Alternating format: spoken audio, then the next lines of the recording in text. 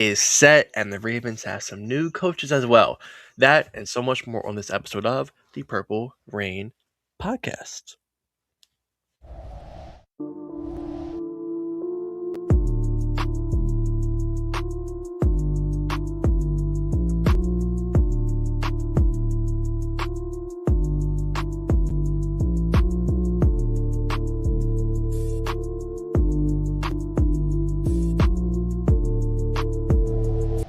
Yes. Welcome back. Episode 373 of the Purple Rain Podcast. The Marshall Yanda episode. I think the only player should ever be wearing that number in Ravens franchise history.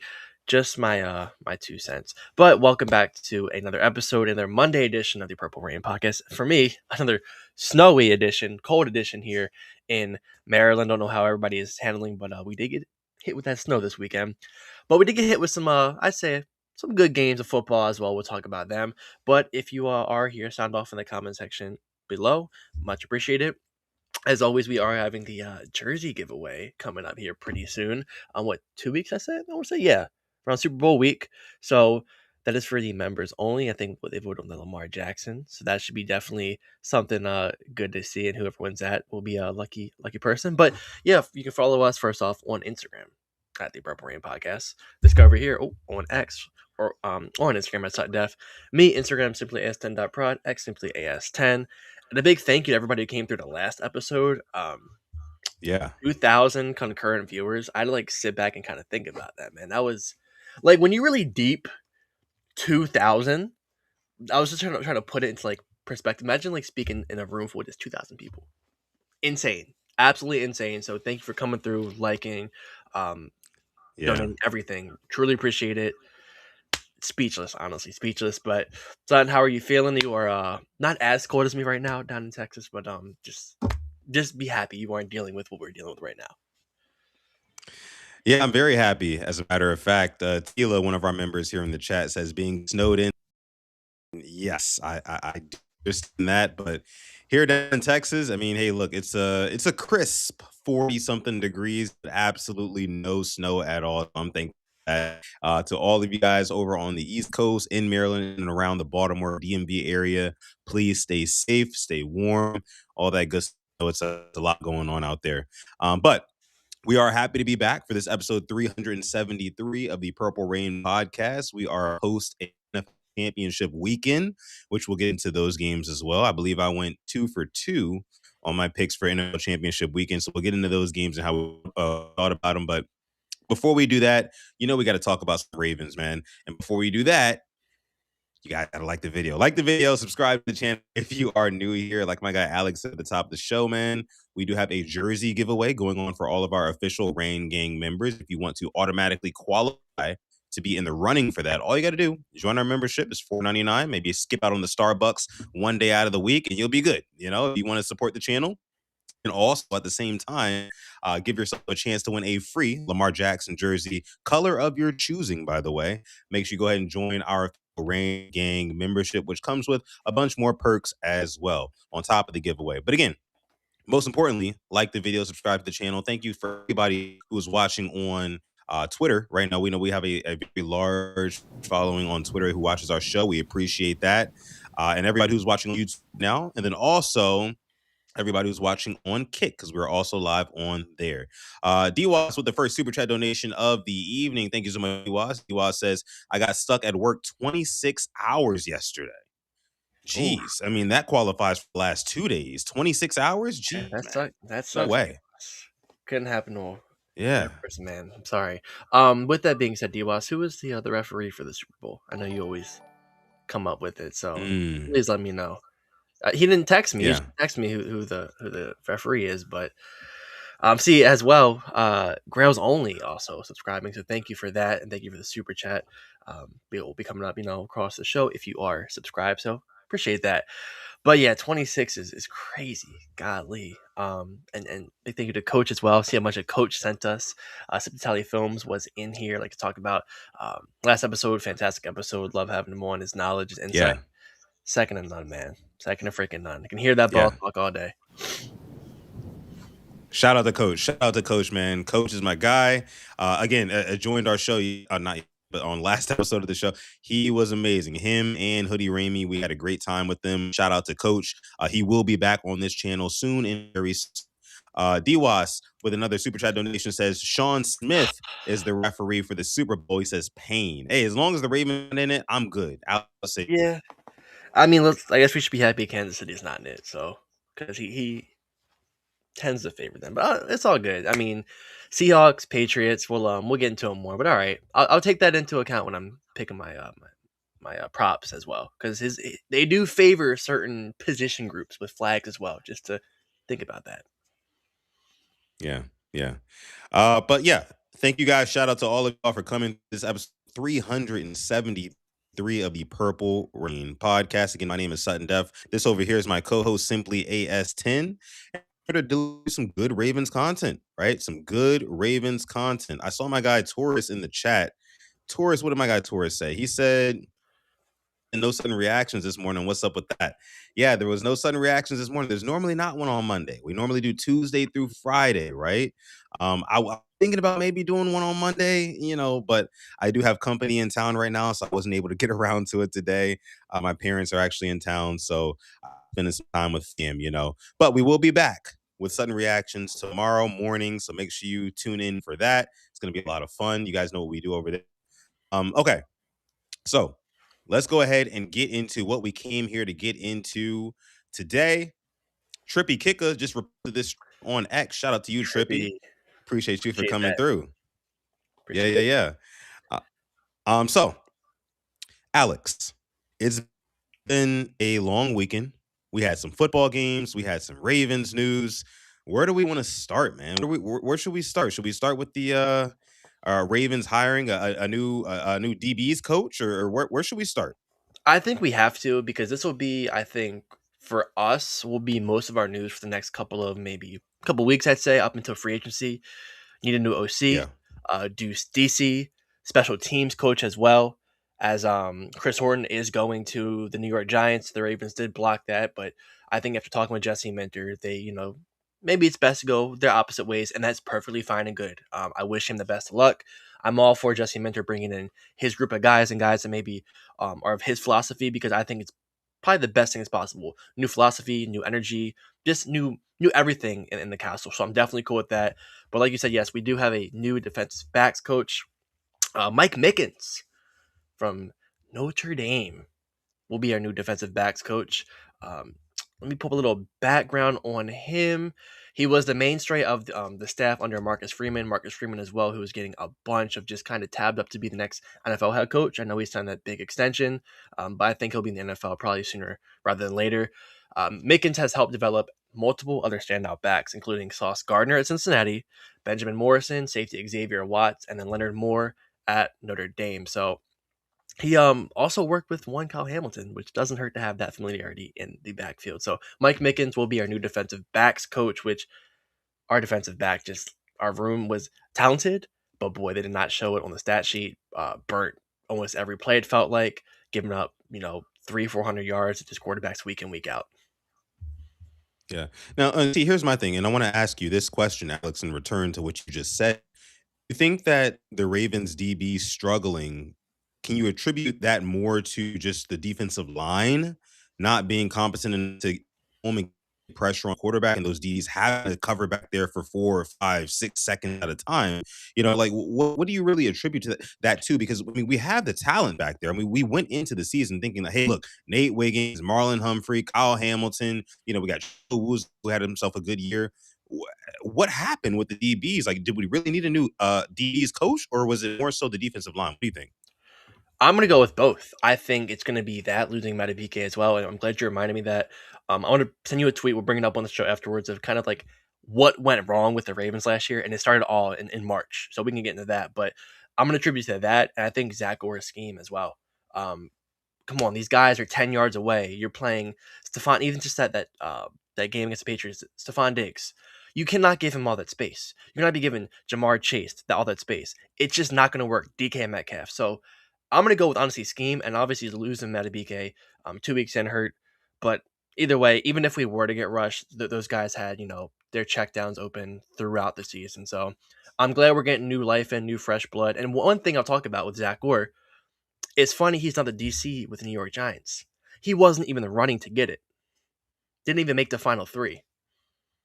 And John Harbaugh kept him the whole season. Makes you wonder. Yeah. I about to say it's kind of like John Harbaugh low key admitting that Zach Orr was not the right choice, right? That's what it Mhm. feels like. It's like, okay, we got kind of gaslit all season long for the past 2 seasons, really. That hey, Zach Orr's the guy. Okay, look, DC not the issue, guys. You guys are just into the bar fans, right? The defense is going to be just fine. It's going to turn itself around, whatever. But 2 seasons in a row, literally back-to-back seasons, the Ravens started with a bottom three defense through what 7 or 8 weeks. That's unacceptable. You cannot have that, right? So the fact you said, I mean, it just kind of hits the nail on the head. Like John Harbaugh did not decide to retain Zach Orr to his new coaching staff in New York. Word on the street is that he's going to have Todd Monken, right? It's not official, right? He doesn't have Todd Monken officially as OC, but that's kind of been the rumor, right, Alex? That is looking like it. So he'll have a new DC and Denard Wilson, who I was kind of vouching for to come here. He'll be joining there from Tennessee. Special teams coach Chris Horton, and then most likely Todd Monken. So all Baltimore familiarity over there in New York with John Yeah. Harbaugh. Yeah. But again, I'll keep saying this. I've been saying this since John Harbaugh left. I wish him nothing but the best, right?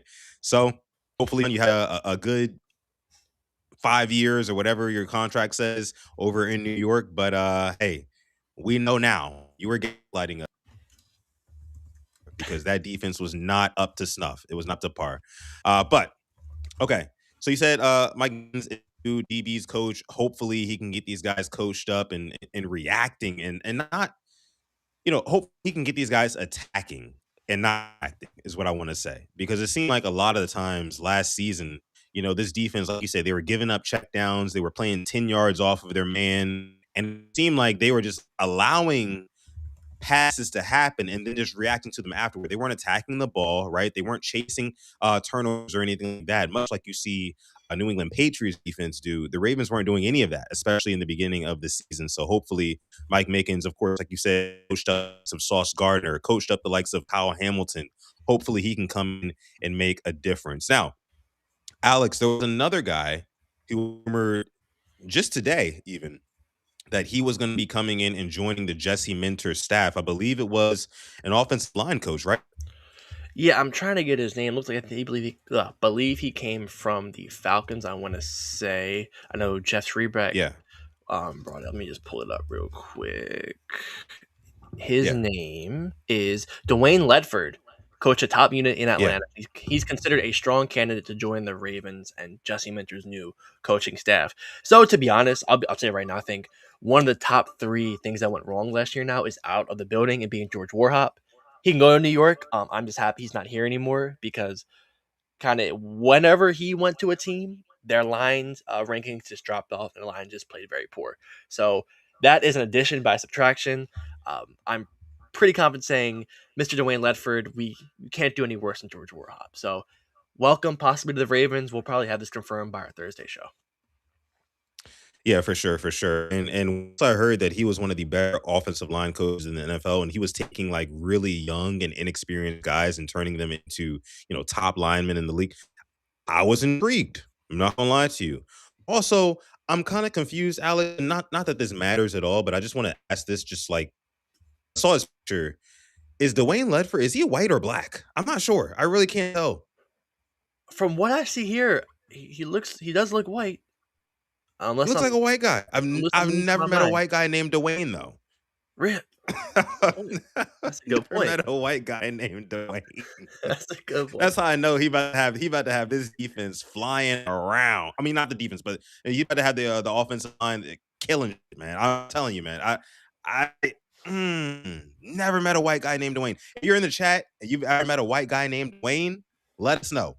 Because I don't That's think I've ever met one. Again, not that it matters, but it's just funny to me. I read his name and I looked at the picture and I was like, wait a minute, this dude's white. Dwayne, it's a black name. Dwayne Ledford. Again, not that it matters. Welcome. Whatever. As Modia says, he's a whinger. No, I'm looking at his Twitter profile picture. He Couldn't be more white. I'll tell you that right now. Could not be more so. There it is. That's what I'm saying. Okay. I knew I wasn't tripping. Another super chat donation. This one's coming in from Wandering Raven, dropping the 10 piece in the chat. Thank you so much, Wandering Raven. Appreciate you making it rain here on the Purple Rain podcast. Wandering Raven says, I don't trust a word an insider says. Hope Monk goes to Seattle if Kubiak becomes coach. Highly doubt he follows John. Buckle up, Greg Roman. Ooh, what do you got to say about that, Alex? Giro, man. I'll tell you what. I think as the time goes on, I'm kind of wondering where Kubiak will go. I don't think the Bills will wait for him. I'm thinking maybe the Raiders is his only option. If not, he could very well stay. Could pull what Ben Johnson did. But I would love for them to truly get that Greg Roman experience. And we have a lot of hope that first year with Jackson Dart and Cam Scatterbo, but it'll all come crashing down that second year. But I do think Monken will follow him. Familiarity all around the board. But it will be pretty funny if G-Row could go to New York, just for the fun of it. Yeah. And I know I honestly have a hard time trusting quote unquote insiders as well because I've been burned a couple of times by, I thought I was getting some good information and then all of a sudden, the opposite comes out from the likes of an Adam Schefter or an Ian Rappaport, like the real insiders, the real guys. So yeah, you got to take it with a grain of salt. That is sure. But Todd Monken, wherever he goes, again, he's another one of those guys who I really respected what Todd Monken did for this Ravens team. And I see Trippy is in the chat. Trippy's actually met Todd Monken and exchanged words with him before. He seems like a guy, like a cool guy. You know what I mean? So shout out to Trippy, shout out to Todd Monken. I hope wherever Todd Monken goes, he has success. He sees success. I think he deserves it, right? After coming off of a natty with Georgia and then having that success with Lamar Jackson, winning him another MVP. And then this just things kind of went off the rails a little bit. I think that's more attributed to Harbaugh than anything. Again, wherever Todd Monken goes, he will see success, and I really hope that he does. But yeah, what we mentioned, it's kind of getting interesting. The coaching carousel. Now that the Ravens are out of the game, we got Jesse Minter, we got our guy. Now, like some Kubiak are out there. Nate Shieldhouse is still out there. Chris Shula, who of course lost yesterday. We'll see what happens with them, but Kubiak is definitely one to look out for, especially if he goes to the Bills. By the way, the Steelers hired a new head coach. We'll get into that in a little bit. I can't wait to hear Alex's take on that. I haven't even talked to Alex about that yet, so I can't wait to get his take on that. I guess we can go ahead and get into that now. No, we should go ahead and get into that. Thank you so much, Wandering Raven. Let's talk about it. About coaching. Thank you, Wanda Raven. Yes, we are talking about coaching, and why not we just take a little trip around the NFL and just talk about coaches? Because I was sitting down minding my business, and I see a notification come across my phone. I believe from either Jordan Schultz or Tom Pelissero. The Steelers have hired their fourth head coach in history, Mike McCarthy. Usually they go young. Usually they go maybe somebody who still has a lot of years left in them. Mike McCarthy, 62 years old. He's from Pittsburgh. Apparently it was Anthony Weaver was in the running, and Brian Flores was in the running, and they picked Mike McCarthy. I'm kind of confused by it. It just doesn't, to me, fit that Pittsburgh philosophy. But if they get him to develop Will Howard or to keep Aaron Rodgers, I don't get it. I just don't like it whatsoever. If I was a Steelers fan, I would be crashing out. I'd be upset. And it made me a lot more appreciative for the Jesse Minter hiring. I know he had Ravens ties, but I think he has room to grow and room to grow in his own identity. So I'm sorry, Steeler fans. I'm glad you beat us week 18. I'm glad. Yeah, I mean, honestly, when I heard that, I was ecstatic. And it looks like apparently my camera is like going in and out, or my audio is in and out, according to the chat here. I may have to like reset my stream a little. I might have to reset my stream. But before I do that, I'm gonna do that. I'm gonna see if that works. But here's my thing: if you can hear me, Steelers fans, are y'all okay? Because I mean, look, man, you talk about complacency. You went from one mic to another mic. I'm gonna fix my mic now. Alex, take it away from me for a few minutes. I'll be right back. Okay. That I love the transition. Yes, going from one Mike into Coach Mike Tomlin to Coach Mike McCarthy. Um, you know what you're gonna get with Mike McCarthy. And I guess you could run the same thing with Mike Tomlin. I feel like Mike Tomlin elevated players compared to Mike McCarthy. We saw Mike McCarthy with the Cowboys. I thought when he was there, they had a lot of talent. I think Mike Tomlin with the Steelers, they've had talent, but I think not compared to the talent I think that the Cowboys had. And Tomlin to me, what I was very jealous of him, I think, was he would raise talent.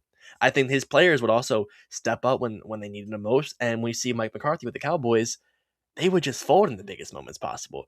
So I don't get it. I'm obviously grateful for it. I just don't think it's going to work.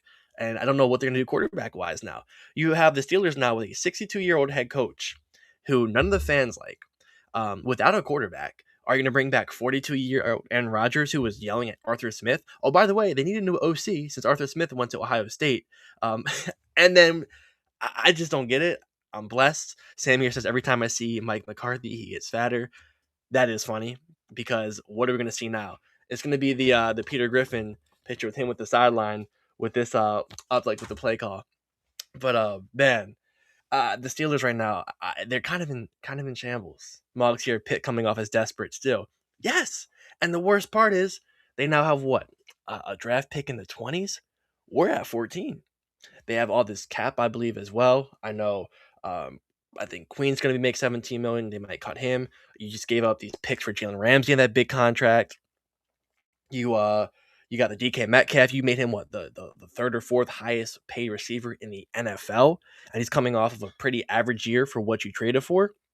You traded for Johnny Smith. You have Pat Fryermuth making 48 million. At some point, this money's gonna have to catch up to you. And not to be the biggest Pittsburgh Steelers hater, I just don't get it. I don't get the signing of him.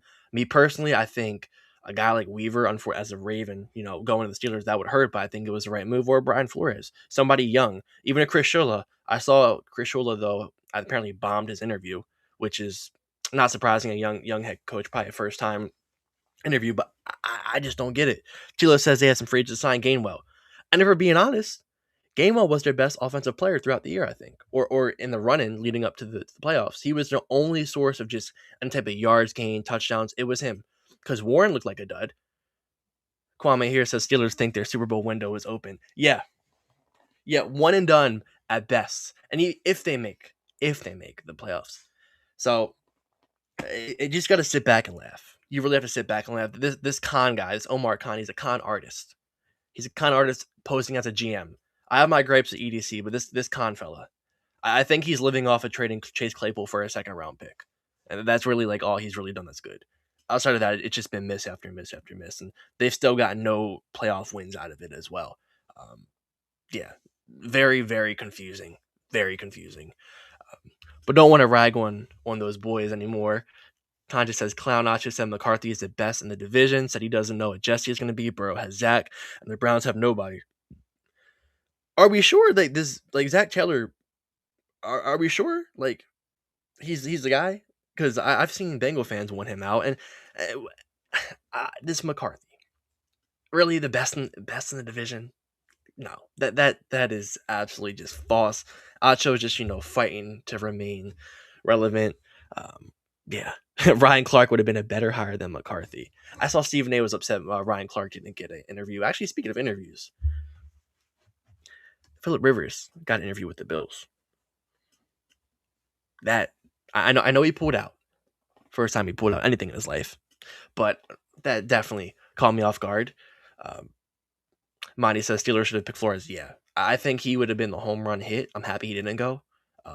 I'm happy he didn't get hired there because I think it would have just been too perfect. I think he would have brought back that steel curtain, that Pittsburgh culture. No Torres son, he's fixing his camera. His camera was having some technical difficulty, so here. Yeah, I mean, I just don't get it. So now I believe it's the Cardinals, so it's looking like Mike LaFleur will go there. The Raiders, I think Clint Kubiak will go there. And then the Bills, I mean, maybe the fella, I think Grant something from the Jags might go there. But outside of that, I think all these head coaching spots are getting filled up. So it's been a heck of a coaching window. You back, something? Yeah, I guess my internet is like fighting for its life today. I'm not exactly sure what that's all about, but hopefully you can hear me, Alex. Can you hear me? I can hear you. I know what Verizon for me had that trouble last week with the phone. My phone went out. Everybody went out. So not sure what's going on. Crazy stuff, man. Steeler I Devil heard you were Magic. talking. Yeah, Steeler Devil Magic, right? I saw somebody say 77 must be blocking my internet. It's probably right. I don't know. But look, you mentioned you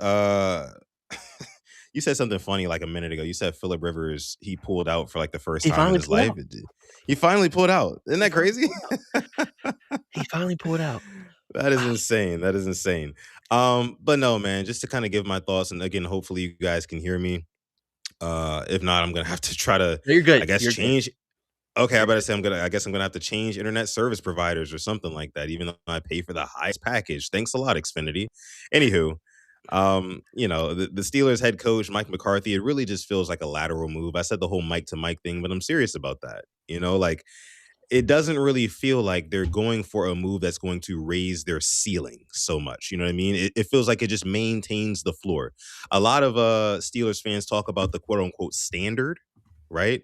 And I think that that's all this does. It maintains the Steelers standard of winning 8, 9, 10 games and getting bounced out of the playoffs if they make it that year in the first round, So we'll see. I mean, another reason why they brought in Mike McCarthy is so they can quote unquote develop younger quarterbacks because Mike McCarthy is supposed to be known for that. I mean, if Will Howard's going to be the guy, then hey, you know, cheers to that because I feel like we can definitely sweep a Will Howard led Steelers. I do think that this opens up an opportunity for Aaron Rodgers to come back and play again for the Pittsburgh Steelers. Alex, did you talk about that? I know you hate Aaron Rodgers, but what do you think about that? Yeah, if you're bringing Mike McCarthy in to bring back 40-some-year-old Aaron Rodgers, you're a fool. The same guy was yelling at Arthur Smith, who now is gone, and I get that, went to Ohio State. How far is he going to get you? He barely got you in the playoffs, and that's when you needed your biggest rivals to have a couple of guys that coach, and players that just kind of sold them all year. It's not going to happen 2 years in a row. And I just brought up the Cowboys roster, man. Dak's best year, they went 12-5 and crashed out the league. They had Deron Bland with 9 picks. They had CeeDee Lamb put up down near 1,800 yards in receiving yards, and it still didn't work. They're a much more talented team then than the Steelers are now, and they went 12-5. So I just don't see it working with the Steelers. A lot less talent, and in recent memory, they haven't been drafting as well.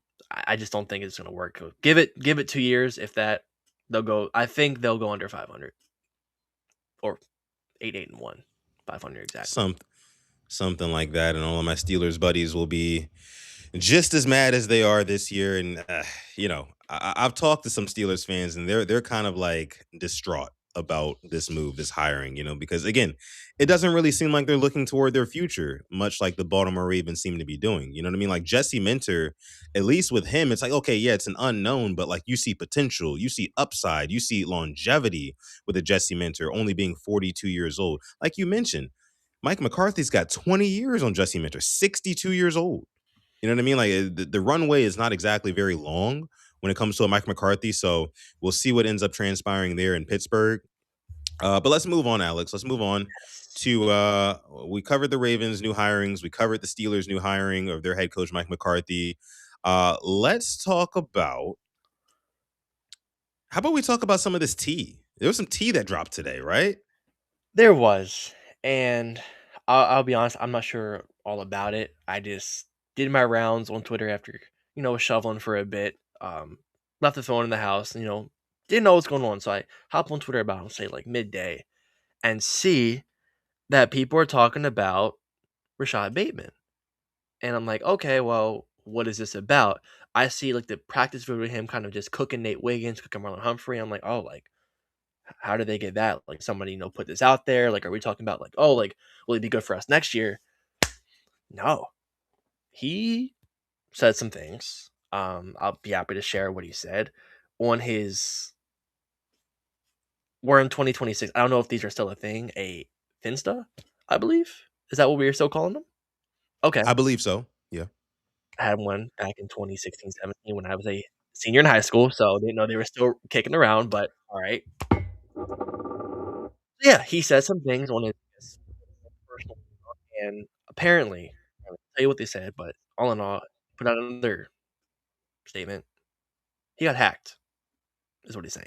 He got hacked. So, we'll, just wanted to try to pull up what he said, just we can talk about that real quick. Sure. Yeah. Definitely, definitely. Of course. I mean, basically from what I saw, Rashod Bateman, well, if it wasn't him, and you have your reservations on whether or not it was him or not, and I want to hear about that too. But if it was from Bateman, it seemed like he was trying to push back on the narrative that he's no good, he's a bad wide receiver, and the Ravens should move off of him because he doesn't bring anything to the team. And he was basically trying to say, like, hey, look, like, I be cooking in practice, right? Like, I just don't get the opportunities. And when I go somewhere or when I do finally get an opportunity, I will show you just how good I am. That's what it kind of felt like, right? From Rashod Bateman. But do you have it pulled up? So it started last night, I should say. Started last night when the Seahawks and Rams were playing, and obviously Jackson Smith and Jigba, Puka Nacua, and Devontae Adams were having themselves a game. All three of them. Yeah. Oh, Jake Went Bogle had a off. touchdown. Cooper Kupp got one too. He did. But he took a picture saying, "All a MF need is real opportunity. I'm a spin. Proved it. F it. F the extra stuff as well with the bad emoji. So he's gonna spin. He's proved it, and F all the extra stuff. And nothing wrong with that. Confidence in yourself. But obviously, there were games this year when Puka Nacua and JSN put up his stat line in one full game. And this is coming from a Bateman truther, Bateman believer. Believe me. This is me just trying to be completely down the middle of the line. He then put out the screenshot of what he said. I know you remember this, of when Eric DaCosta talked about the problems with his receivers and drafting them. If I had to answer, that would mean I would have better receivers. We're going to keep swinging. I know you remember that comment. We're going to keep swinging and keep taking guys in the Yeah. first round. And Bateman said, how about you play to your player's strengths and stop pointing the finger at us and number 8. Blame the one you let do this. We take heat 24/7 and keep us healthy. Care about us and see what's happening. Ain't no promises, though. Tired of y'all lying and capping on players for no reason. That was, 22 or 23, I think, around the Greg Roman, the real heat got on him to get fired. He posted that exact screenshot and said, LMAO, allegedly, put LMAO and it holds, but we clean swept with the broom emoji. All right. And then he proceeded to post some videos of him in practice, which this footage is, for an outsider like me or Sutton, virtually impossible to obtain unless you know somebody in the building. This stuff is kept super on hand. Like, if teams got this, they could, know what plays are coming up. It's like seeing the plays. It's in real time, being practice, knowing the formations. But posted a video of him cooking Nate Wiggins on an out route, I believe, and cooking Marlon Humphrey in the red zone for a touchdown. Then he puts out something saying, one thing this life taught me, the truth don't set you free. The world we live in, shit have you looking dumb as shit. The whole truth never be told, dove emoji. So get comfortable in your own truth and live accordingly, bat emoji. And then he put out a statement saying, I didn't know if I was going to address this or just let it ride, but was told to at least try by my team. My apologies for the confusion. My account was hacked by someone I know. Lame shit. This one and others. Although I agree with some shit, okay, since y'all know me, I don't got time for this shit either. I was putting up effing baby strollers all day when I got this news. Dad life on the way. Congratulations. I'm trying to get some sleep. Pre-dad life got your boy tired. End of the day, this is all a business, and I know what type of player I am. I don't care where I'm at. I love ball, and I look forward to doing that wherever the flip I'm at. I appreciate Baltimore and love playing there despite what anybody say. I don't give a F what y'all say. City changed me, became grown there, changed my life. Wherever life take me, that's up to the Lord and I'll follow, but I'm blessed where I'm at. I ain't say shit all year, why now? This account will be deleted soon. Appreciate y'all. Wow, that is a lot of information to talk about there. Started last night with the game. Yeah. Then goes on to posting the practice clips. Allegedly, somebody posting these practice clips. Two of them, two great clips, cooking our two top cornerbacks, Nate Wiggins, Marlon Humphrey, and then posts a former tweet of his calling out the team, and then talks about the truth doesn't set you free. All right, and then he apologizes, saying account got hacked, but he believes with the hacker. So what the hacker was saying was right. It's a lot to take in. Well, you said he believes what the hacker said. What? Wait, say that again. He said it. He said it right here. He said, "Although I agree with some shit, since y'all know me, I don't have time for that shit either." So he agrees with what they were Oh. saying. So he agrees with that what the hacker said. So is it cap? I mean, like, do you think that like it was actually him? By the way, over 240 people watching live right now. Shout out to you guys. Thank you guys so much for coming through to this episode not 200, 373 of the Purple Rain podcast. We appreciate you guys. Make sure you leave a like on this video and subscribe to the channel if you are new. But Alex, I got to ask you, do you think that this is cap? Do you think it was actually him and he's kind of trying to like, clean it up a little bit and not trying to attach it to his name? Because I mean, it sounds like, I mean, if you're talking about I agree with some of it, it was hacked by somebody I know. It sounds like he has something to do with it, right? Yeah, I mean, I wish this wasn't true, but it's hard for me. Come on, like, you know how hard it is to get that practice all 22 footage. Like that is not out there for just anybody to get.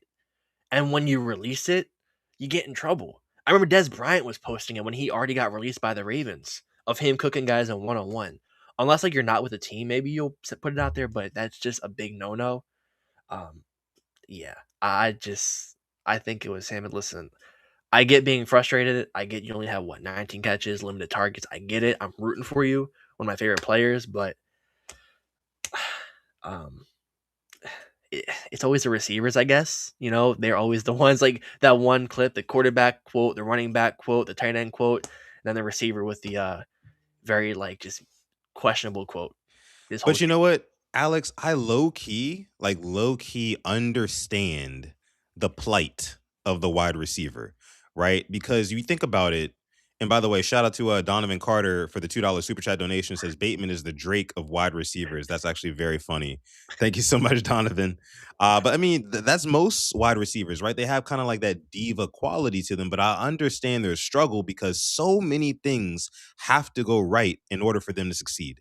You know what I mean? Like, number one, the offensive line has to block for the quarterback. Number two, the quarterback has to see you. Number three, the quarterback has to be able to deliver you a good pass, right?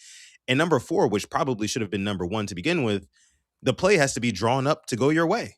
Yeah, So there's just so many things that have to happen in order for a wide receiver to succeed in the league and just the sport of football in general. So, when you know that you have talent, but you're not really, seeing that talent be put on full display consistently, it might be a little bit frustrating. It might be a little bit frustrating, and from that perspective, I kind of understand, and I side with Rashod Bateman because I know, and I mean, we're both big Bateman believers. He has the tools in the toolbox to be a fabulous wide receiver one. I really do believe that. I think that if he goes to another offense that is more set on passing the football, you know, he could be really, really good. But here in Baltimore, it's just kind of he's like a fourth or a fifth option. You know what I mean? Just talking about like offensive weapons in general. You got Lamar Jackson, you got Derrick Henry, you got Mark Andrews, you got Zay Flowers. You got so many people that you got to get the ball to before you get the ball to a Rashod Bateman. So, and he knows he's talented. We've seen it before. We've seen the flashes ourselves. So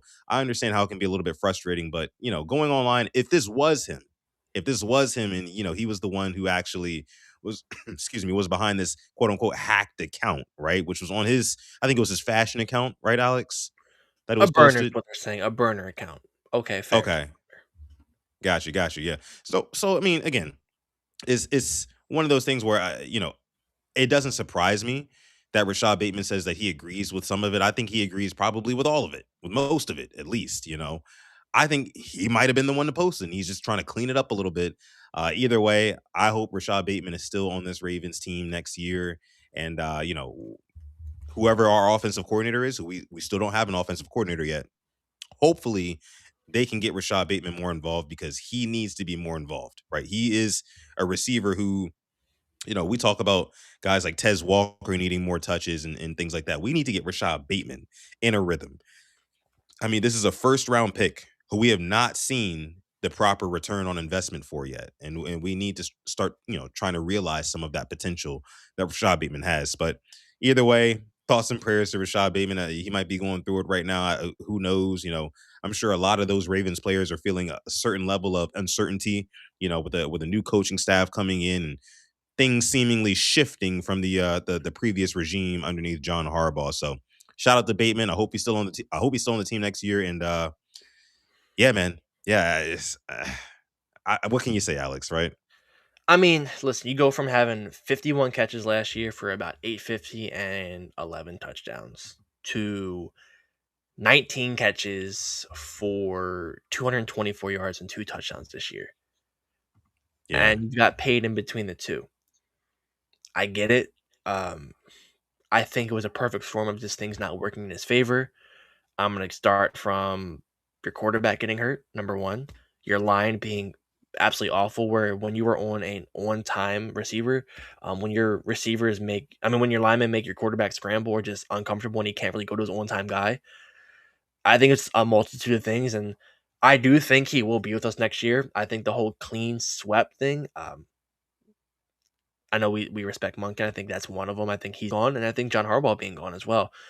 As for the whole EDC thing, Hey, Chris is crazy for this comment right here. Fishnets is wild.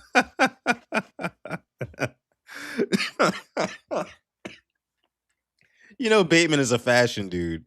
Bateman's a fashion dude. So that's what makes this extra funny. Oh my gosh. Chris, you're insane. You're insane for Chris, that one. Chris, Chris. Okay, all right. Shout out to Chris, one of the members here. You're funny. I lost my train of thought.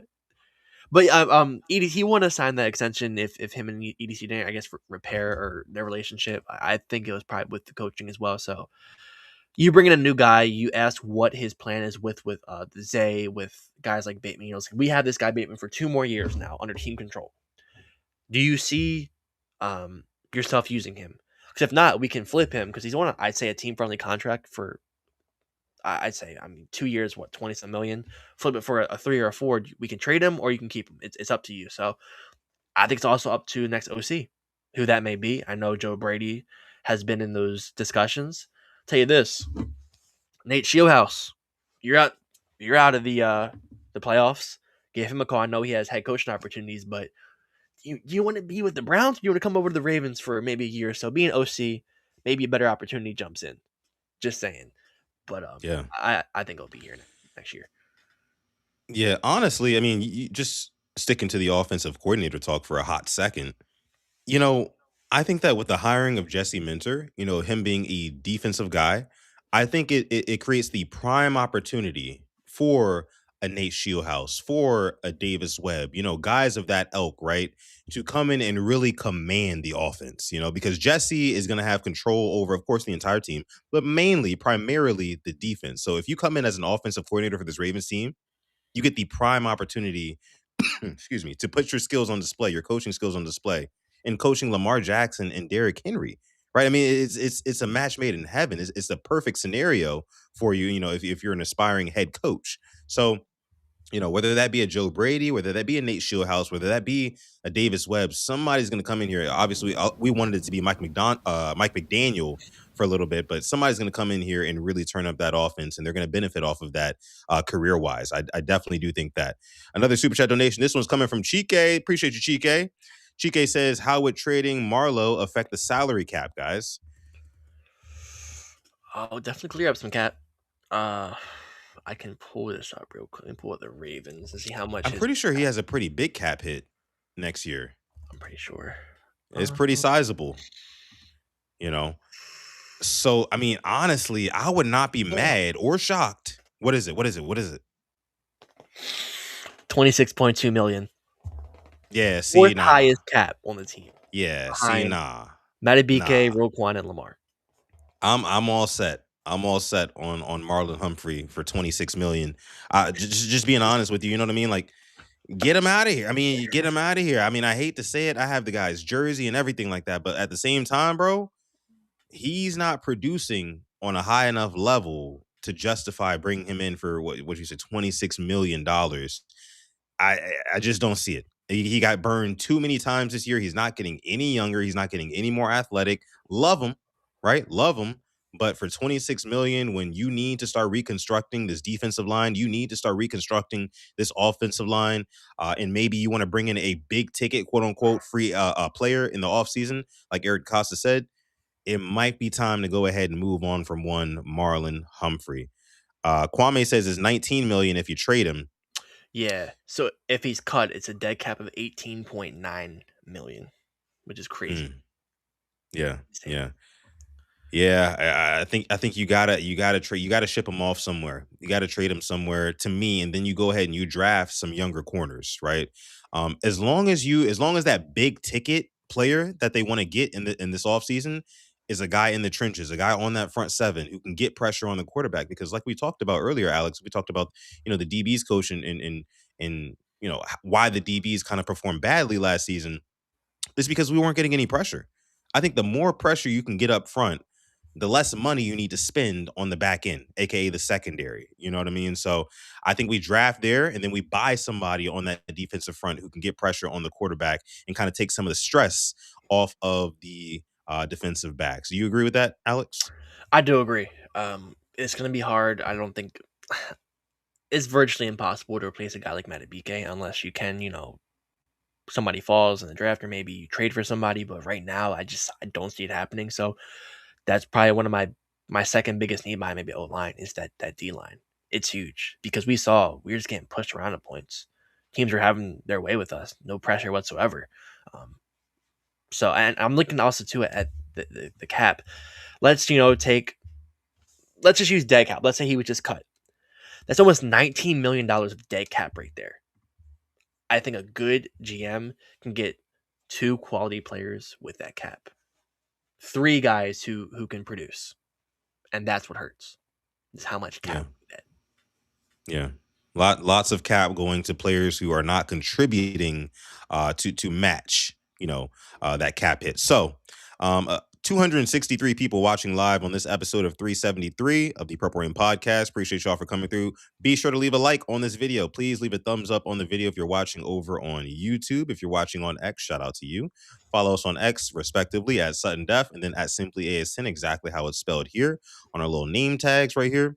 And then also, please, please, please follow us on Instagram. We'd appreciate that as well. We got all updates coming out about this channel, and then Ravens updates as well, and the other NFL news, even some MMA coverage. Been doing a lot of stuff. Been doing a lot of stuff over there recently. So if you want to go ahead and follow us on Instagram, and of course, we'd be remiss if we did not bring up our jersey giveaway. We're giving away a free Lamar Jackson jersey to our members. Our members, if you are a member of this channel, you are automatically entered for a chance to win a free Lamar Jackson jersey of your choosing, the color of your choosing. So if that sounds good to you, you're not already joined up, join the membership, and you're automatically entered to win that jersey. We will announce the winner on Super Bowl weekend, so stay tuned for that. Now, Alex, let's go ahead and move on here. Yeah. We'll get into some more Jesse Minter, offensive coordinator, defensive coordinator talk, I'm sure, on Thursday. I think we're going to have some news, right? But how about we talk about, while we're here, we're about 50 minutes in, almost an hour in. It doesn't even feel like this Yeah. episode's been that long, to be honest with you. But let's talk about what happened yesterday. No, let's I don't- talk about the NFL championship games, man. I mean, we had two matchups, of course, AFC, Denver and New England, and then NFC, Seattle and LA. Let's start with the Denver and New England game. Alex, that game ended 10-7. The Patriots won. They're going to the Super Bowl. By the way, what Super Bowl is it this year? What number is it? 61? 60? 61? Is it 60? 60. Super Bowl 60. Oh, wow. Okay. Super Bowl 60. SB 60. In That's 2 weeks, it's going to be Patriots versus Seahawks. Well, in terms of that Patriots versus Denver game, really messy, a lot of snow. I want to talk to you about this. I have a very, very strong take on this one. What did you think about that game? stinky, poor. Obviously the weather played a part, but I'm like, these are the best two teams out of our conference. Obviously the weather played an impact, but that's it. That's what the AFC can throw out there. That was it. It was Drake May beating the Chargers with no O line, 16 points, beating CJ Stroud in 5 turnovers. Listen, not hating, but just facts, and beating Jarrett Stidham. Man, whatever they By the have way, in that New England water, woo, wow. yeah. And really quick, I saw a tweet earlier today. Someone saying, "Oh, Drake May has just as many playoff wins as Lamar Jackson has." And I saw that and I'm thinking to myself, like, bro, do you realize this is a crazy stat for those of you guys who don't know? Drake May's defense has forced more turnovers in one half of one playoff game than Lamar Jackson's defense has in literally what 6 or 7 playoff appearances. It's insane. Like it's literally apples to oranges. You cannot compare them. They told me, national media told me, the motherfuckers on Twitter told me, Instagram, everywhere, TikTok, you name it. They all told me the same thing. They said, hey, look, if your quarterback turns the football over multiple times or even just one time, it's impossible to win in these big playoff games, right? But you see Drake May, wild card round, 3 turnovers, divisional round, 2 turnovers. I mean, AFC Championship game, throws for 86 passing yards, right? I mean, and still his team wins. So, I mean, it goes to show you what a not even a competent defense, but what an aggressive defense does, what an opportunistic defense does in the postseason. Alex, that drove me crazy when I saw that. Did you see that? Of course, I must live in a different NFL than some of these people. I must, because there's just no way. I was not taken away. I wasn't, knocked out of my socks. I just wasn't moved. And you know what? I'm a salty Ravens fan. You're damn right, because I see people saying this guy went through quote unquote the gauntlet. Gauntlet. And I saw that stat line. And this is gonna be like I know we have some great quarterbacks, and I know that. 86 passing yards. We used to watch gods at quarterback, man. 86, and I understand the Mm. weather. I get it. But that does not take away the first half was not snowing. I saw Joe Flacco in snow against the Vikings. Throw that fucker down the field and lead a game-winning touchdown. Don't talk about this fucking snow can't throw in the ball. No. You're playing Jarrett Stidham. You can be conservative. I would do the same thing. Jarrett Stidham. Like, I don't know. Mike McDonald, please do me a favor. Please. Please. And this isn't just you being a former Raven. I don't care. It could have been Bruce Arians, the head coach for the Seahawks. I don't care. Please beat the Patriots. I cannot have them somehow have the greatest quarterback of all time, have a dynasty, go through a couple bad years, and then have another fucking ring. That's not happening. Yeah. And just have this Yeah. weak fucking run to it. Like, no, don't give me that. So And I don't get it. Don't get it. and listen, Alex, speaking about what you mentioned, the weather and how the weather impacted the game. I posted a video earlier on this channel stating that the NFL should not allow weather to impact their games. Basically, what I'm saying is, hey, put a dome, put a roof, put a retractable roof on every stadium in the league. I don't care how much it costs. I don't care who has to pay for it, but make it happen because, listen, the conference championship games is the closest you're going to get to the zenith of this sport, which is called the Super Bowl, right? So why are we allowing inclement weather to impact the game that decides who goes and plays in the Super Bowl? I've never understood that. I've never understood that. There should not be any external forces that impact the game. There should not be any forces at all that impact the game outside of the two teams that are on the field. That's just me. I mean, people will scream in your ear and try to argue you down. Oh, it's football weather. You know, this is traditional. This is what football is all about. And it's like, okay, but why? That makes no sense. Name me one other major sport, right, that allows inclement weather to impact the game like what we saw yesterday. I mean, at a certain point in that game, Alex, Denver versus New England yesterday, the NFL just completely gave up on showing you the yard lines. Did you notice that? At a certain point, they weren't even digitally putting the yard lines on the screen again so we could follow where these teams were. I had no idea. I had no idea if they were in midfield, plus territory, reds. I did not know. I had no clue. And like again, that it just diminishes the product of the game to me, right? I feel like at this level of the sport, if I'm a casual fan, right, Alex, if I'm a casual football fan and I'm tuning into the AFC Championship game, my goal in watching that game is I want to learn why team A and team B made it here out of all the other teams. I want to know what is their claim to fame. Why are they so good that they made it to the game right before the Super Bowl? And down the stretch of that game, I felt like we did not get any of that. We didn't learn anything about either team. All we saw is both teams holding on for dear life. I mean, that ball game was 10-7, what, halfway through the third quarter or something like that? And guess what? The game ended 10-7. Embarrassing. I mean, it was a punt fest down the stretch of it. I mean, we're talking about punt, punt, punt, punt, missed field goal, punt, punt, end of game. It's like, who wants to watch that? If you're saying that's good football, you're lying to yourself. If you're saying that, well, seeing snow on TV is really cool, grow up. I'm sorry, but grow up. It's snow, right? And you're 20 plus years old, you're 30 plus years old, you're 40 plus years old, however old you are watching this, 50 plus years old, grow up. If you think watching some snow on a screen, it's not conducive to good football. It's horrible hoops. Alex, it's terrible hoops. I cannot stand it. You got guys slipping and sliding around. You got guys missing field goals. I mean, I want to see these guys give their best shot like they do all season. But you didn't get that in this AFC Championship game. Alex, I'll let you take it away. What do you think? For the most part, I believe the NFL agrees with you. Look at where the Super Bowl is. They don't have it in Buffalo. They don't have it in Kansas City. They have it for the most part in a dome or in a warmer weather place where snow won't affect it. Maybe rain, but that's about it. So I believe that the NFL does agree with you. And to me, it's funny because Yeah, I don't know, did you watch the posts on the pregame for CBS Sports, like Bill Cowher saying like the conference championship is probably like the last, big game with fans because the Super Bowl is mainly just corporate.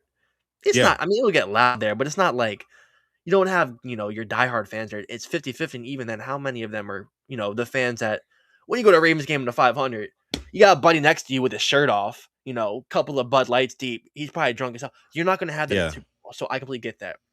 And it takes away from that. Um, I do like the elements, but that game was just, it was a shit show yesterday, man. Like, I got to the point where I'm just like, well, it's 10-7. The Broncos aren't winning this. Jarrett Stidham can't do anything. And what does he do? A freaking duck. Christian Gonzalez picks it off. Game over. You kind of knew the way it was going to go. So the NFL, maybe they could do that. Their product, they want it to be the best, but I think it'll stay like that. And as for the dome stuff, depends. I do like a nice atmosphere, but I'll tell you this: if it's snowing, I won't go to a game because I want to get stuck there and drive home in it. I'll tell you that. Yeah. And my other thing, Alex, is that like the conference championship game to me should be like an advertisement for the Super Bowl.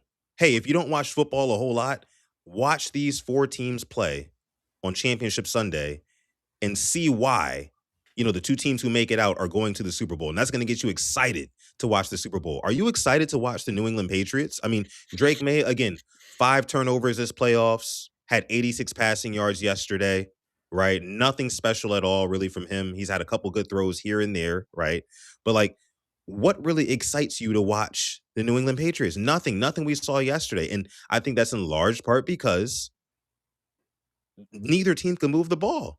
They couldn't move the ball yesterday. It did not make for an entertaining product at all. It seemed like, as a matter of fact, most of the guys out there were thinking to themselves like, "Hey, look, I just want this shit to be over with. Yeah. Like the real W is getting off this field and getting back warm again. All my extremities are frozen. Guys couldn't catch. Quarterbacks couldn't throw. Running backs couldn't get any traction. Like it's just not a fun watch, man. And it's not the product that we see all year long. And again, like you mentioned, you make the best point. Why is every single Super Bowl played in a dome or a warm weather city? Because the NFL knows, they agree with me. They know that weather can impact these games negatively and diminish the product. Again, I didn't like it. I don't like it. I think that every team should have a dome. A lot of people are hating on me for having that take, saying, oh, it's part of the game. It's football. It's this, it's that. It's like, okay, fine, cool. But guess what? Football is a sport. The NFL is a company, an entertainment company, right? Their job is to entertain fans, right? And it's not very entertaining when like literally my screen is filled with snow. It's filled with white and guys are slipping around out there and nobody can get any traction. Nobody can score the damn ball, right? I mean, I don't know. It wasn't fun to me. I see a lot of people disagreeing in the chat. Now if it's just cold, that's one thing. If it's just cold outside, that's one thing. Sure. I mean, yeah, go out there, play. But if it's snowing that hard, no, pull the roof up, right? I want to see these guys be able to go 100% as they should in the conference championship game. You cannot go 100% when traction is compromised. You just can't. Oh, sudden it's just football. Stop being soft. Alex almost cursed. I'm not gonna do it. I'm not gonna do I was trying it. not to curse until I had to read Bateman's freaking his words, and I'm like, oh, I just broke the barrier. Oh, water. Yeah, I'm not gonna do it. That's just how I feel about it. I feel very, very strongly about that. Yeah, I mean, it sucks. Go ahead, Alex. very few sports do. I see Kwame. I'll talk it to you. I'll talk it to you, Kwame. I hear you. Soccer. Champions League, they'll play in the rain. Me as an Arsenal fan, a couple years ago when we weren't that good in the Europa League, the second tier of European football, we played a team called Ostersunds in Sweden. Bro, it was like a high school field. It was snowing. It was like negative something degrees, and they were playing. I'm like, I feel bad for these guys. Look up this past year, the Canadian Championship. They played in a blizzard. They had like a 2 hour delay. Some guy hit a bicycle kick and fuck in the blizzard. It was crazy. It was fun to watch for me because it kept slipping, but it was not the best product on field. Um, I I don't know, man. I don't think they'll go to full domes. Um, uh, yeah, it ain't gonna happen. It ain't Yeah, gonna. But they'll still I play them just in domes though for the Super Bowl and in warm other places. Don't oh forget yeah, always, always, because they know what's up. They know what's up. I mean, the NFL is literally agreeing with you. I mean, if so, we would play Super Bowls in Chicago more often. We would play Super Bowls in Green Bay, New England, Baltimore, right? Everywhere where it's a potential, where there's potential to be, a snowstorm in freaking February, the dead of winter. So I also think it does a disservice to the players, right? Because this is the biggest stage, one of the biggest stages that they're going to be on in their life, right? And like I think you kind of rob them of their moment when you force them to go out there and play in conditions that are way less than desirable, right? Conditions that they're not forced to play in at any other time during the season, but it's like only in this playoff times when the going is really getting tough, right? And we really want to see these teams compete at the highest level. That's when we start to throw in snow in the mix, and it's just like it doesn't make any sense to me. If we're because again, if that was the case, we should play the Super Bowl in cold weather cities as well with no roof. But it. neither here nor there, man. That's just my take. Again, if you agree with it, great. If you don't, great. That's just what I think, man. Again, make sure you guys like this video, subscribe to the channel. Still got 260 people watching live right now on this episode of the Purple Rain podcast as we are about an hour in. We got one more game to talk about, Alex. So the NFC Championship game, you picked the Rams to I beat did. the Seattle Seahawks. I did. I did not. I picked the Seahawks to beat the Rams. I thought that defense was going to be a little bit too much for them. And that defense played really, really well yesterday as the Rams got that one. What was it, 31-27 or something like that? I want to say. It was. Yes, and Yeah, what you think? I'm sticking with my pick. I truly believe they're gonna win. I will say there was a message to both of these games, both of them. Hashtag take the points. Take them. The Talk Broncos about didn't it. do it. The Broncos did not do it when they were down there. They should have taken it, and they run a rollout play, deleting one whole side of the field with a backup quarterback. Awful play call from you, Sean Payton. Second, the Rams are down there. Fourth and four. Fourth and four. You're down 31-27. Take the three. You were stopping Sam Darnold for the most part. In the context of the game, at that moment, he was not scoring touchdowns. They were scoring field goals or you were stopping them. The one touchdown they scored was because of a fucking special teams fumble, which is pissing me off still. Still pissing me off. The special teams is god awful. Take the points. It's 31-30, and they aren't comfortable because if they get the ball back, you don't need 7, you need 3. Take the points. Sean McVay, I'm disappointed in you. You're my favorite coach in the league. I thought you were better than that, and I'm hurt by it. But you are now watching your division rival in the Super Bowl, who I think will win it. You'll see Mike McDonald get the same amount of rings as you in year number 2 as head coach. Yeah, yeah, and shout out to Mike McDonald, man. I mean, second year as head coach of the Seattle Seahawks. He's already in the Super Bowl. Of course, for us Ravens fans, it feels so, so, so, so bittersweet. Even though it's like, the timing of it would not have allowed us to hire Mike McDonald when, we probably should have. I mean, we were coming off of an AFC Championship appearance. They were never going to fire John Harbaugh after that. So, it wouldn't have made sense to hire Mike McDonald. But this is where I would want, and before I get into the game, this is where I would want the Ravens owner to be a little bit more attentive. I want Steve Bisciotti to be a little bit more hands-on with things because he should have recognized, the cunning and just like the sharpness out of Mike McDonald early on and said, okay, I'm going to offer this guy a sweet deal to stay with us for maybe a couple of more years, and then we're going to move Harbaugh up. Like, just be more innovative, be more proactive with the franchise, because we could have had a Mike McDonald and never even needed a Jesse Minter to be hired, right? But I guess that's just how the cookie crumbles sometimes. Steve Bisciotti, of course, as we know, he's not the most hands-on owner. He wants to kind of like sit back, let EDC kind of take care of most of the work and things like that, and he just comes in and makes the final decisions when it's time to do so. But yeah, that was a miss from the Ravens. Now, getting to the game again, man, what Mike McDonald's been able to do with this defense. You talk about guys like Witherspoon in that secondary. You talk about guys like Eamon Worry in that secondary, man. I mean, they are balling out. I mean, they're looking like damn near the second coming of the Legion of Boom, right? You know, and like that's what's so scary about them. And of course, I mean, even up front as well, the front seven is dominating. That entire defense is just absolutely cooking. Sam Darnold, continues to play relatively mistake-free football. He's the first quarterback from that 2018 draft class, as much as it pains me to say. He's the first one to make a Super Bowl from that draft class out of Josh Allen, Lamar Jackson. Who else was in that one, Alex? Was it Baker, Baker in that one? Yeah, Baker was in that one too. Josh Rosen. So, Don't forget him. Rosen, yeah, Josh Rosen was in there too. He was supposed to be better than Lamar Jackson. Who knows what happened to that? But I think he's selling life insurance or something like that now. Josh Rosen? Yes, No? he is. Yeah, yeah, yeah. Shout out to Josh Rosen. Anyway, now Sam Darnold looked good. JSN had what, 12 catches? Another monster game for JSN, man. Catching everything. That guy. I mean, that fucking the one-handed catch, the one catch where he Yeah. catches it and Cam Curl lays him out. Yeah. Mm. And I'll tell you this about the defense.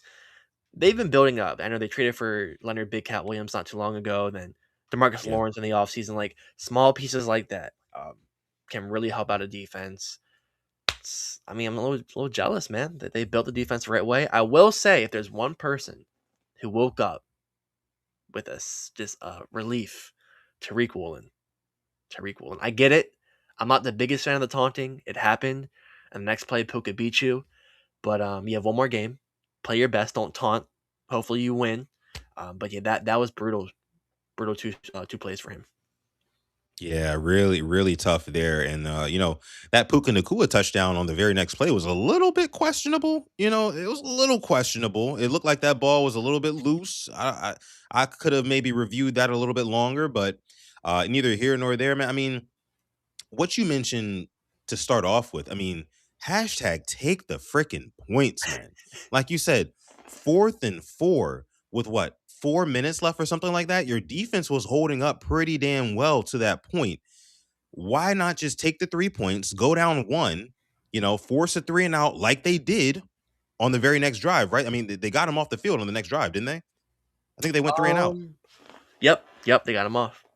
Yeah, they got him off the field, and they had basically no time to score. Again, I mean, they needed the touchdown. They needed a touchdown at that point. So it's just like, take the points. I don't understand. I get it. We're in the era of analytics and follow what the analytics say and all that stuff. But like, just see how the game is living and breathing. And that's where I share your assessment, Alex. I mean, I'm disappointed in Sean McVay, because Sean McVay is the type of coach who does assess how the game is living and breathing, and it doesn't just necessarily go blindly with the analytics that say go for it. I mean, everybody's going for it on fourth down. I mean, it's 4th and 4. I could see if it was 4th and 2. I could see if it was 4th and 1, but it's 4th and 4 and you're in field goal range. Take the 3 points, go down one, trust your defense. Because if you don't trust your defense, what do you have? You know what I mean? Like, what do you got if you can't trust your defense to get one stop to get your offense the ball back and get Matthew Stafford, who in late game scenarios, he can make a throw or three to get you in field goal range at least to go and win that game. So I thought it was definitely a misfire from Sean McVay and that coaching staff, man. I thought that they should have went for that field goal, but that's just the theme that we're seeing nowadays, Alex. And Harbaugh was another big analytics guy, and it's just is messing a lot of these coaches up, right? Because you kind of got to go with your gut. It's like using AI over trusting your gut. Trust your gut sometimes, right? Yep. So we have our Super Bowl, Seahawks and the Patriots. 2 weeks. 2 weeks. So that I'll be watching, obviously. I know you'll be watching. So we'll talk about it more in depth as it gets there. But congratulations to both teams. Seahawks, I mean, you beat your two biggest rivals to make it to the Super Bowl. Mhm. That imagine if we were to beat the Bengals and the Steelers to make the Super Bowl. Come on, you're feeling invincible. You just Yeah. slayed two Goliaths, mentality wise. Now you're going against a team who really their offense hasn't been clicking the whole playoffs. I'm feeling good. Your defense, you gave up 27 points to the Rams. They're a rival. They usually know you. They have an unreal offense. I'm not mad at that. Yeah. I'm looking at this Patriots offense. I'm like, if I can take care of Drake May, Diggs doesn't scare me. Kayshawn Booty doesn't scare me. Hunter Henry doesn't scare me. Ramondre Stevenson has been their guy. If you can shut him and Drake May down, it should be theirs to win. But we'll get into it more in the coming episodes. Yes, we will. Yes, we will. Like you said, congratulations to the New England Patriots. Congratulations to the Seattle Seahawks. It's kind of bitter on both ends, right? I mean, on one end, you got Drake May making the Super Bowl before Lamar Jackson. I was low key hoping Jarrett Stidham and the Denver Broncos could get it done so we wouldn't have to hear about any narratives this offseason about how Drake May is the new Joe Burrow and, he's better than Lamar Jackson and we should already, because that's what it'll be. And then on the other end, you got basically our ex-girlfriend, Mike McDonald, you know what I'm saying, going out and doing what he's doing with the Seattle Seahawks again in his second year as a head coach for them, making the Super Bowl, man. It's incredible. Yeah. It's incredible. That's really all I can say about it. Shout out to Mike McDonald. I hope that they win it. I really, really do hope that they bring it home. And not even just because of any narratives, I don't want Drake May to win a Super Bowl. Not even because of that, just because of how much I actually do like Mike McDonald. Like he seems like a very, very good guy, players coach, holds his guys accountable, he's got his head on straight. I mean, ducks in a row. I mean, he's got that franchise buttoned up. And I can't say that enough, man. He's really good with them over there in Seattle. So shout out to him. Hopefully they bring it home. For the Seahawks, for the Seattle Seahawks. So, but yeah, like you said, we'll mention more of that in the coming episodes. We'll talk about who we think is going to win and why and all this and that, and we'll also talk more about the offensive coordinator and defensive coordinator pending hires that the Ravens are set to make because that's coming soon. Right. I mean, Jesse Minter is officially head coach. More on that even still later this week, too. But we've still got a lot to look forward to as Ravens fans. So if you want to stay locked in with us on every step of the way, please make sure you subscribe to the channel if you're new and like this video because that helps us out so much here on the Purple Rain Podcast YouTube channel. And again, we are giving away a Lamar Jackson jersey Super Bowl weekend. It's basically for all the members of our channel. If you are a member of the Rain Gang, you will automatically be entered for a chance to win a free Lamar Jackson jersey. Again, color of your choosing. So if that sounds good to you, go ahead and join our membership. Subscribe to the channel, like the video. You can follow us on Instagram at the Purple Rain Podcast. Shout out to Mad Facts Bitter Truth says salute PRP. Salute to you, brother. Appreciate you for coming through. Appreciate all of y'all for coming through to this episode of the show. With that being said, I'm gonna let my guy Alex take us out. Yes, thank you for coming through episode 373 of the Purple Rain Podcast. Hour and 13 minutes flew freaking by. It But did. we'll have a lot more to talk about as the weeks come on. I mean, free agency, then draft. So we'll be all over it. So Yeah. thank you. Thank you all for spending your evening with us. We love you. We appreciate you. And as always, stay positive and test freaking negative. Yes, yes, yes. And never, ever, ever forget, even on the rainiest of days, to call God. This has been episode 373 of PRP. We're going to catch you guys in the next one. Peace.